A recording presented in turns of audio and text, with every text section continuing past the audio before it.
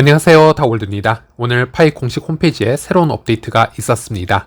커뮤니티 메뉴에서 이곳을 클릭을 하면 뉴스룸 섹션을 확인을 할 수 있습니다. 이곳에는 파이 공식 SNS 계정들이 링크가 되어 있어서 특히 X나 페이스북, 텔레그램을 통해서 사칭 계정으로 인해서 여러 혼란을 겪고 있는 사용자분들은요, 이 공간을 통해서 정확한 공식 계정이 무엇인지 확인을 해볼 수가 있겠고, 여러 허위 뉴스나 잘못된 정보에 대한 혼동을 방지하는 데 큰 도움이 될 수 있겠습니다. 그리고 언론 문의 버튼을 클릭을 하면 구글 폼을 통해 공식 언론 문의 양식을 작성을 할 수 있습니다. 이 양식은 언론 관련 요청만을 받으며 비언론적인 문의는 응답하지 않거나 폐기될 수 있다는 점을 명확히 하고 있고요. 그래서 이 구글 폼 양식을 통해서 앞으로 외부 언론이 파이 프로젝트와 직접 소통할 수 있는 창구가 마련된 셈이다, 이렇게 얘기를 할 수 있겠습니다. 그리고 비트마트 거래소 얘기 잠시 해보도록 하겠습니다. 비트마트 거래소 주간 검색 순위 코인 탑10을 발표를 하고 있죠. 여기서 파이가 다시 한번 1위를 기록을 했습니다. 지금 7주 연속 파이를 1위로 올려놓고 있는 것을 볼 수 있는데, 리플, 비트코인, 도지, 페페, 에이다 등등 현재 핫한 코인들을 다 제치고 파이를 7주 연속 1위로 계속 프로모션을 하고 있다는 것. 이것은 파이가 오픈 메인넷으로 전환이 되면 비트마트 거래소가 어떻게든 현물 상장을 시키겠다라는 강한 의지로 해석을 해볼 수가 있겠습니다. 이 정도로 상당히 긴 시간 프로모션이 되어 왔다면 파이오니어들도 이 비트마트 위에 스팟 상장된 파이를 한번 보고 싶다, 이렇게 세뇌가 된 분들도 상당히 있을 거라고 생각을 합니다. 파이 커뮤니티가 워낙 크기 때문에 거래소에서는 이 큰 커뮤니티를 누가 먼저 유입시키느냐에 따라서 수익이 크게 갈라질 수 있기 때문에 이제 비트마트는 이런 부분에 지금 포커싱을 많이 맞추고 있다, 이렇게 말씀드릴 수 있겠고요. 비트마트 거래소는 코인마켓캡 순위 현재 16위에 올라와 있고, 현재 파이 IOU 토큰을 상장시켜 놓았는데 영상을 만드는 시점으로는 약 58US달러에 지금 거래가 되고 있습니다. 현재 비트코인, 알트코인 모두 조종장이기 때문에 이 파이 IOU 가격도 함께 어느 정도 조종을 받고 있다, 이렇게 말씀드릴 수 있겠고요. 그리고 파이코 팀이 어제 공식 X 계정을 통해서 온체인 락업 관련 포스팅을 올렸습니다. 온체인 락업 사용 방법 관련 이 영상이고요. 이미 이전에 공유가 되었기 때문에 따로 다시 보여드리지는 않겠고요. 몇몇 미디어에서 이 파이코 팀이 온체인 락업을 다시 소개하고 있음을 다시 언급을 해주고 있는데, 오픈 메인넷을 앞두고 이 온체인 락업에 관해서 리마인딩을 시켜주는 것은 매우 적절한 타이밍이라고 할 수 있겠습니다. 많은 분들이 온체인 락업을 진행을 하게 되면요, 채굴 속도를 상대적으로 더 높게 가져가고요, 대신 유통량은 좀 더 줄어들 것이고, 또 온체인 락업을 최대 200% 진행하기 위해서는 P2P 거래를 필수적으로 진행을 해야 되는데, 시장에서 손바뀜도 동시에 일어날 수 있고, 그 거래로 인해서 파이 생태계도 활성화가 될 수 있는 여러 가지 장점이 생길 수 있기 때문에 현재 시점에서 이런 온체인 락업 리마인딩 상당히 적절한 시기에 나왔다라고 말씀드릴 수 있겠고요.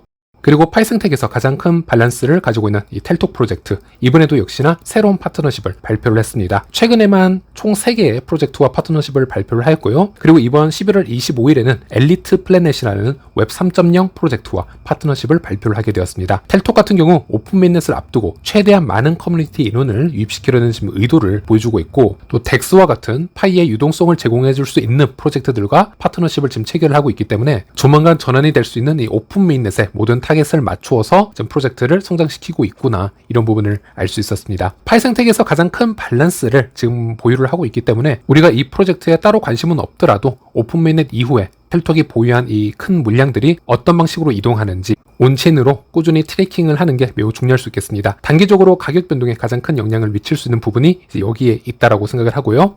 그리고 2025년에 파이를 포함한 미국 관련 코인들 상당히 큰 호재들이 보여지고 있습니다. 그래서 잠시 얘기를 해보자면요. 일단 리플의 CEO 브래드 갈링하우스 같은 경우는 미 대선 당시에 트럼프에게 거액의 기부금을 전달할 정도로 친 트럼프 노선을 타고 있었는데요. 그리고 미 대선에서 트럼프가 승리를 하였기 때문에 이 리플 CEO 브래드 갈링하우스에게는 매우 긍정적인 호재들이 나올 수 있다, 이렇게 말씀드릴 수 있겠는데, 이번에는 트럼프 행정부 크립토 차르 후보 중에 한 명으로 이 브래드 갈링하우스가 언급이 되고 있다라는 뉴스가 있습니다. 이 트럼프의 새 행정부가 암호화폐 정책을 감독할 전담 직책을 지금 만드는 것을 고려를 하면서 암호화폐 차르라는 역할의 포지션 개념이 등장을 했는데요. 과연 이 포지션에 누가 올라올 것인가, 여기에 대해서 상당히 많은 이야기들이 나오고 있습니다. 또 카르다노 창립자 이 찰스 호스킨스는 코인베이스 CEO 브라이언 암스트롱을 이 백악관에 크립토 차르로 추천을 하기도 했습니다. 그래서 여러 후보가 존재하지만 이번에는 리플의 CEO 브래드 갈링하우스 또한 그중 한 명으로 언급이 되기 시작했다라는 점을 일단 한번 봐야겠고요. 그래서 리플이 미 대선에서 트럼프 승리 이후에 정말 입지가 정말 크게 빠르게 바뀌고 있구나라는 부분을 다시 한번 느낄 수 있었던 부분이기도 합니다. 그리고 또 한 가지 몇 시간 전에 뜬 속보인데요. 코인 텔레그래프에서는 트럼프 행정부는 디지털 자산 규제를 감독하기 위해서 이 CFTC 쪽에 좀 더 힘을 실어줄 계획이다라고 언급을 하고 있습니다. CFTC라면 상품선물거래위원회를 얘기를 하는 것이고 미국의 SEC 증권거래위원회와 라이벌 구도를 이루면서 서로 이 미국 코인 프로젝트들을 본인들의 관할권으로 가져가기 위한 경쟁을 하고 있는 곳이라고 보시면 되겠습니다. 그리고 이전부터 CFTC가 SEC보다는 코인 규제에 관해서 상대적으로 우호적인 모습을 보여줘 왔기 때문에 이 암호화폐 투자자들에게 매우 긍정적인 소식이라고 할 수 있겠고, 그리고 여기서 매우 중요한 건요, CFTC에는 스텔라가 유일한 블록체인 기업으로 글로벌 시장 자문위원회 회원으로 가입이 되어 있다는 것입니다. 이 CFTC 자문위원회 멤버를 살펴보면요, 블랙락이나 피델리티, JP모건 등 세계에서 가장 큰 영향력을 미치고 있는 기업들과 함께 스텔라가 멤버로 등록이 되어 있다, 이렇게 보시면 되겠고, 그렇게 트럼프가 이 CFTC 쪽에 좀 더 큰 권한을 위임을 하였을 때 스텔라가 얻을 수 있는 반사이익을 한번 생각을 해볼 수도 있어야 될 것 같습니다. 그래서 전체적으로 2025년을 한번 보면요, SEC 위원장 게리 겐슬러가 1월에 자진 사임을 발표를 했고요. 그래서 리플의 입지가 상대적으로 강력해지고 있다는 부분, 그리고 리플의 CEO 브래드 갈링하우스의 친 트럼프 노선을 택한 그 혜택이 조금씩 표면으로 나오고 있는 것이 아닌가. 또 더불어 내년 같은 경우는 리플 현물 ETF 승인도 한번 기대를 해볼 수가 있는데요. 이미 리플 현물 ETF는 신청이 들어간 상태이기 때문에 그 부분까지 조금 긍정적으로 예상을 해볼 수 있겠습니다. 만약 리플 현물 ETF가 승인이 된다면 이거 스텔라 현물 ETF 신청까지도 이루어질 수 있다는 얘기가 되겠습니다. 그리고 스텔라 현물 ETF가 승인이 된다면 그 이후에 어떤 현물 ETF가 또 가능하게 될지 이것은 여러분 상상에 맡기도록 하겠습니다. 물론 그렇게 되기 위해서는 일단 파이가 이 시총 상위권에 진입을 하고 있어야 되고요. 오랫동안 안정적인 모습을 보여줄 필요가 있기 때문에 이것은 미래의 일이라고 보시면 되겠습니다. 그래서 그런 부분까지도 조금 긍정적으로 우리가 예상을 해볼 수 있겠고, 또 동시적으로 이 스텔라는 대표적인 미국 블록체인 중 하나이고 CFTC 회원이기도 하고요. 그리고 트럼프가 대선에서 승리를 하면서 스테이블 코인이 지금 포커싱을 많이 지금 받고 있습니다. 그리고 아무래도 미국 달러와 패깅된 스테이블 코인의 영향력을 강화하는 데 있어서 USDC를 운영하고 있는 스텔라와 같은 블록체인이 각광을 받을 수가 있습니다. 또 현재 스텔라는 미국 동맹국들과 이 CBDC 개발에도 적극적으로 참여를 해왔기 때문에 이런 부분에서 어느 정도 혜택을 가져갈 수 있지 않을까 기대를 해볼 수 있겠고, 그래서 2025년에는 이런 모멘텀들이 지금 모이는 시기라고 보시면 되겠습니다. 그리고 역시 가장 큰 영향을 받을 만한 프로젝트 중 하나가 바로 전 파이라고 생각을 하고 있는데요. 미국의 프로젝트인 만큼, 그리고 파이는 스텔라의 프로토콜을 가져와서 자체 개발을 해왔던 것만큼, 그리고 암호화폐 프로젝트 최초로 자체 KYC를 진행을 하고 있는 것만큼 규제에 상당히 민감할 수밖에 없고요. 그래서 미국 대표 코인인 리플이나 스텔라가 어느 방향으로 흘러가는지 이런 부분을 흐름을 파악하는 게 매우 중요하다 할 수 있겠는데, 일단 2025년에는 이 파이가 오픈메인넷으로 전환함에 있어서 매우 긍정적인 모멘텀들이 만들어지고 있다는 것입니다.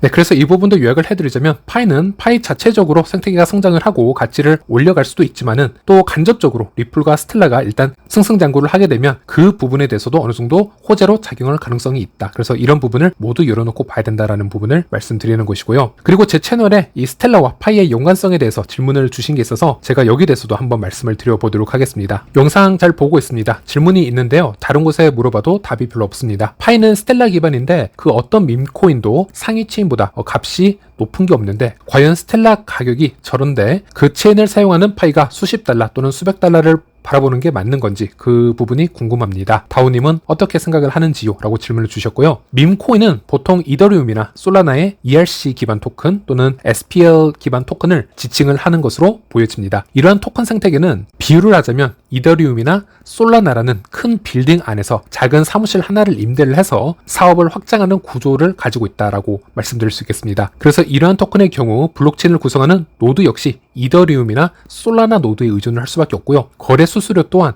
이더리움의 이더 또는 솔라나의 솔로 처리가 된다라고 보시면 되겠습니다. 그래서 이런 토큰은요, 자체 메인넷이 없는 생태계이기 때문에 모 체인에 의존을 할 수밖에 없습니다. 즉 이더리움이나 솔라나의 시가총액을 넘어서는 것이 구조적으로 매우 어렵다라고 말씀드릴 수 있겠고, 우리가 큰 빌딩에서 방 하나를 임대를 해서 사업을 아무리 열심히 해도 그 빌딩 자체가 또 무너질 수도 있고요, 또 빌딩이 다른 곳에 팔릴 수도 있고요, 또 빌딩에 어떤 강도가 침입을 해서 보안이 허술해지는 경우도 있을 것입니다. 그럴 경우에는 사무실 하나를 임대한 그런 사업체는 본인들의 의지와 상관없이 해당 프로젝트가 망할 수도 있는 그런 리스크를 가격을 포함하고 있습니다. 네, 빌딩을 소유한 게 아니고 그 안에 임대를 하고 있기 때문에 생겨날 수 있는 그런 한계성이라고 보시면 되겠고요. 하지만 파이는 이러한 방식과는 다르죠. 파이는 스텔라 위에서 단순히 토큰을 발행한 것이 아니고요. 스텔라 소스를 기반으로 해서 자체 레이어 1 메인넷 생태계를 구축을 했습니다. 그 얘기는요. 파이 네트워크 노드는 독립적인 파이 노드이고 거래 수수료 또한 파이로 처리가 됩니다. 이것은 파이는 ERC 토큰과 같은 밈 코인으로 비교할 것이 아니고요. 이더리움, 솔라나, 스텔라처럼 독자적인 레이어 1 블록체인 생태계로 간주를 해야 되고 그렇게 비교를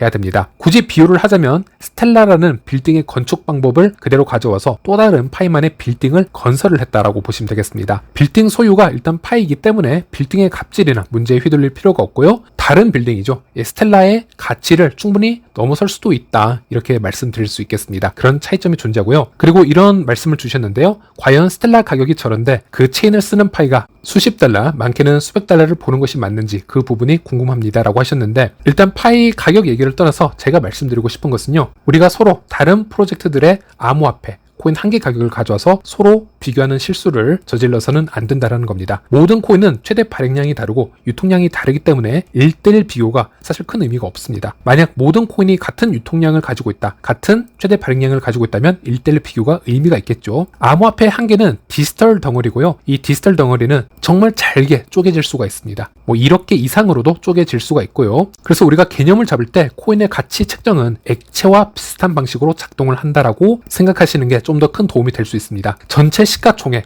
즉 전체 액체, 가치를 담을 수 있는 큰 그릇에서 우리가 얼마나 많은 쉐어, 부분적인 액체를 본인 그릇에 담아가느냐, 이것이 정말 중요한 부분인데요. 스텔라 가격이 저 모양이라고 하셨지만 스텔라 시총이 무려 16위에 있습니다. 절대 낮은 가치가 아니죠. 스텔라의 가치를 담고 있는 이 그릇 자체는 상당히 크다라고 보시면 되겠습니다. 우리는 이것을 초기에 에어드랍 받거나 지금도 매도를 할 때 파이처럼 1개, 5개, 10개 이렇게 개수를 세지는 않습니다. 기본적으로 스텔라 룸에는 몇백 개, 몇천 개, 몇만 개, 몇십만 개 이런 식으로 본인 그릇으로 담아 오죠. 그리고 스텔라가 상승을 하면요. 몇천만 원, 몇억 이상 수익을 버는 이유가 바로 이것에 있습니다. 한 개의 가치가 중요한 게 아니고 자기 그릇으로 가져온 이 가치물의 지금 상승만 보면 된다라는 것이죠. 비트코인을 한번 예로 들어보도록 하겠습니다. 비트코인의 최소 단위는 사토시입니다. 이것을 1억 개가 모이면 이것을 비트코인이라고 부르고 있습니다. 그리고 이것을 1000억 개를 모으면요. 킬로 비트코인이라고 부르고 있습니다. 우리는 이 수많은 기준 중에서 1비트코인, 즉 1억 개 사토시가 모인 이 기준을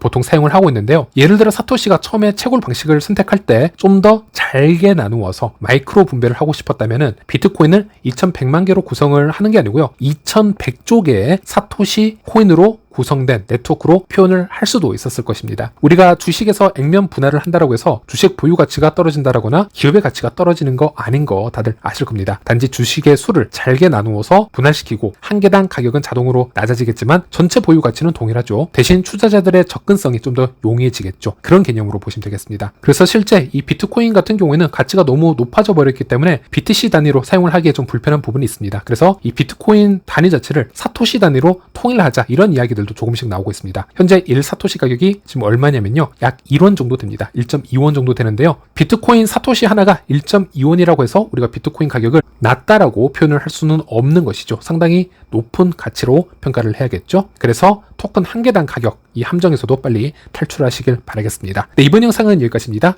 시청해주셔서 감사합니다.